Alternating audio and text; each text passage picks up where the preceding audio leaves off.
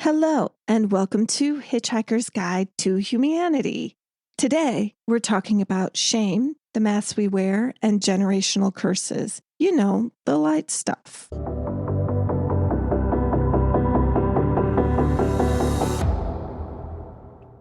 So, when you've spent your whole life in survival mode, having dreams come true is a double-edged sword. You're excited, but you're also terrified it'll be taken away. I think that's why you see people who get famous or rich quickly, they burn out so soon. To be seen is different than being known, right? Known is being famous, it's a performance. But being seen, that's when someone sees the real you. That's when someone sees what you have inside, not just the mask you're wearing. And I think their mask is what people see. And when you're judged based on that mask and it's positive, like positive validation, if you don't like what is under that mask, it is a long life, people. Because when people start to see the real you, if you don't like who you are, it becomes very uncomfortable, which is why everyone says you have to love yourself first before you can love anyone else. It's not just hyperbole. It's the truth. There's something beautiful about being seen, but there's also something really terrifying about it because we've been taught that what was beneath us, what was beneath those masks was something to be shameful of or feel guilty about. But it was never supposed to be like that. No one is born in shame. You're born with wounds. You're born with, say, tendencies, even blood related, right? But if you have the right support system, if you have people around you that support your authentic self and never make you feel shameful or guilty, if you grow up in a household that's not full of secrets and lies and stuff, you beat it. You beat those wounds automatically, right? The reason, I believe, everything festers is because of the secrets, because of the words left unsaid. When you don't get to say how you feel, it's because you can't be seen. You're only known at that point. And known is a mask. Because what's unsaid is a secret that causes shame. And I'm not talking about being private or being a private person. That's completely different. But when you withhold dialogue out of avoiding conflict and let it fester, you create shame, not just in you, but also the other person. And you end up both projecting that perception on each other, but also everyone around you, especially the ones who activate that wound again. They'll get the worst of it. And it goes on, all because of that one conversation with one person that they were afraid to have. If we all communicated with authenticity, I mean, it wouldn't be like that movie, The Invention of Lying, because we have discernment and, integrity to fall back on. But there really wouldn't be as much shame. Not really. Not in the sense that it's caused this chaotic society we're living in. The shitty people that have sprouted up as pseudo-dictators and all of their followers. When you don't allow people to be themselves from like an early age, this manifests into generational trauma that is passed down through epigenetics and energy. These dictators, quote unquote, had parents who had parents who had parents who had parents. And not one of them thought, maybe this isn't the way we should parent our children. That maybe sweeping things under the rug and indulging every ask isn't the right thing to do. Maybe I should talk to my child about these things that they could encounter. Look, dictators aren't born dictators. They're babies too. They say don't blame the parents, but that's what you have to do. Sorry, parents, I know it's not what you want to hear. But parents have to take accountability for generational trauma that is passed down. And I'm not trying to place all the blame on the parents or the grandparents. This isn't about blame, it's about accountability. The child has accountability too, but they have to learn what it means first. And if you keep secrets and you sweep hard conversations under the rug, you create shame. And until that child grows up and faces those fears that are in their blood or their soul or their energy, it will get passed down.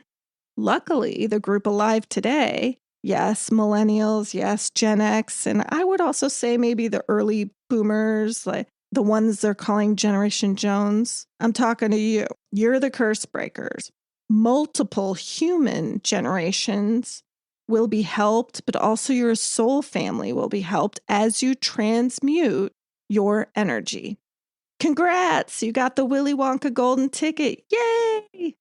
Sorry, it's so hard and painful. Parents, you will be uncomfortable with this change in the way we talk about ourselves. There's no getting around it.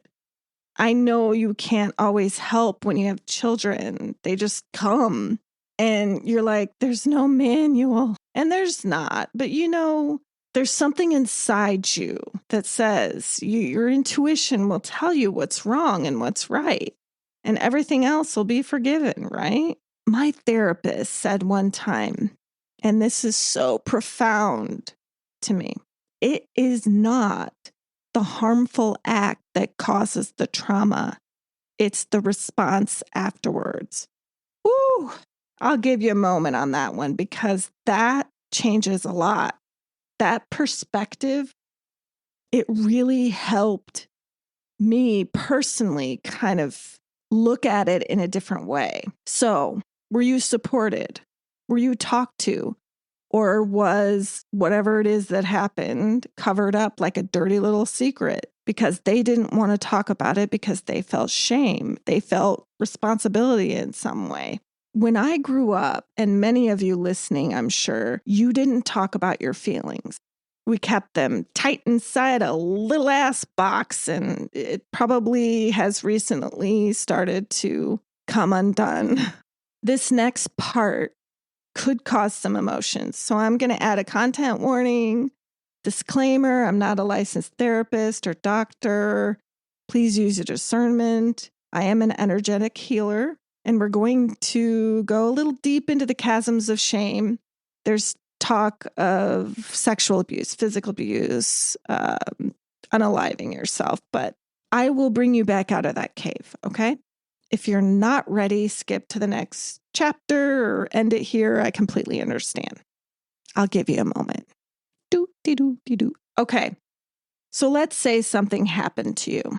Maybe you were sexually abused by a relative, physically abused by a parent, or you self-harmed. Fill in the blank.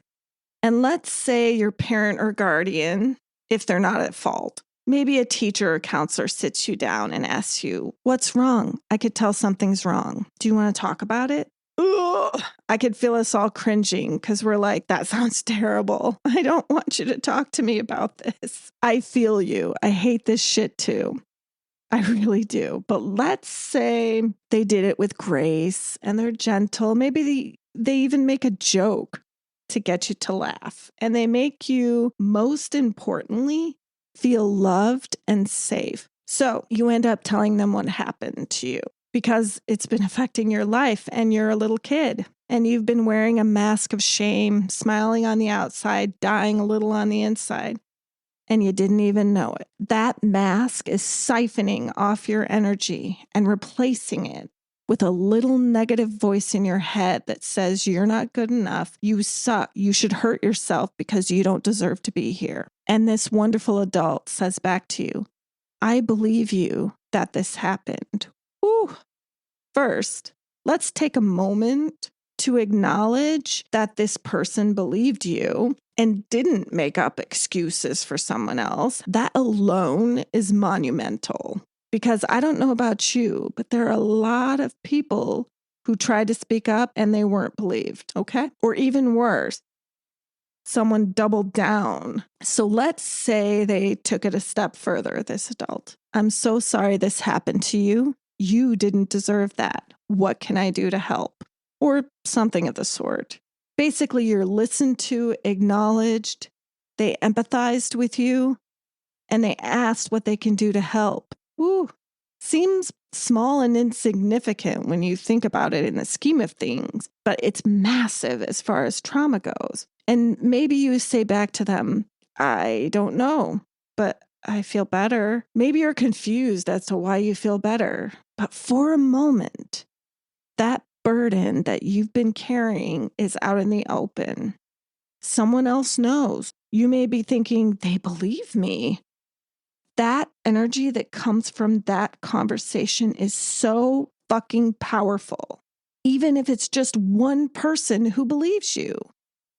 So this child in that moment, they understand that they have agency in their life, that if they speak up about the shitty things that happen to them, there are adults who will listen, believe them, and help them. It is my firm belief that that child will grow up knowing it's okay to talk about the hard things, and they will do that more often than those who kept it in. You can see this in society. Anyone over, let's say, 35, 40 plus, I'm ballparking here, they have lived this. We have lived this. You didn't talk about your feelings, and so it manifests into these attachment disorders, mental health decline, suicide rates that grow, alcoholism, addiction. Why does this happen? I think there's a correlation between shame and not being authentic to who you are. Believe me, being authentic to who you are, there's no better feeling. You go about life without deep shame, you can do anything. But if you tell someone you can't be you, I believe that creates a massive ego, which creates evil, quote unquote. Someone had to have something happen to them that caused them shame. And I'm not talking about Adam and Eve, but someone started a chain in the bloodline for the creation of evil. And I say evil because everyone else does. It's really just negative energy frequency. Remember, quantum physics is religion, is spirituality. They are all the same. We just name them differently. So that dirty little secret that your family kept generation to generation, and they kept perpetuating this behavior about your great-great-great-great-grandpa who did despicable things, it stays hidden and there's no accountability. Because, of course, no one in that particular family talked about what happened either. It becomes embedded in the bloodline via epigenetics, becomes part of the family lore. Even the behavior gets passed down. But we also have soul families, non-blood soul families. These are also the generational curses that are getting broke right now, which is why it's so painful, why we're seeing so much chaotic energy. Shame is what forms that negative voice in your head. And if that negative voice takes over, it forms into quote unquote evil dictators who've been living in shame, who've been living in guilt, who've been living in their own head with these negative voices that say they're better than everyone else, that say that hurting someone else somehow helps them. We can beat this. We are. Because the antidote to this quote unquote evil is to hold them accountable, to speak up and be your authentic self and say, this is wrong. And you're seeing it. Tell the emperor he has no clothes, right? It's beautiful. We're seeing it right now in America. We're seeing it right now around the world.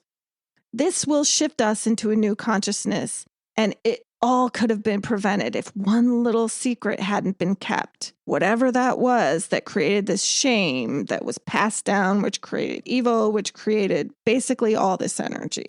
And I say that like time is linear. It's not. There's no statute of limitations on any of this, by the way. If you were a parent or a child who has been keeping a dirty little secret in the background that's causing you pain or shame, if you have not spoken about it, if you haven't transmuted that energy, it will cause pain in your body. It will cause pain in your mind, your brain, and your energy field. And it will cause you to put a mask on, go about your day, and you may not really look behind other people's masks, but also not your own. You need to look. They don't call it shadow work for nothing. These are shadows that we're fighting, that you fight. And then you integrate them. That's the beauty of shadow work. You go looking for something, thinking that you're going to get rid of it, and instead you accept it. And you take it in and you say, my shadow was a part of me. My shadow is a part of me. And here I am, world, me and my shadows, we are one.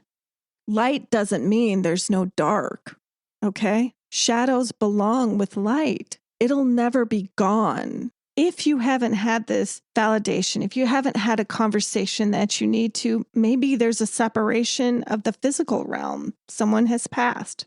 Have it anyway, because whoever it is can hear you, and you will heal them at the same time. And you want to ask yourself if you want to bring this baggage and carry it for the rest of your life, but also into the next life.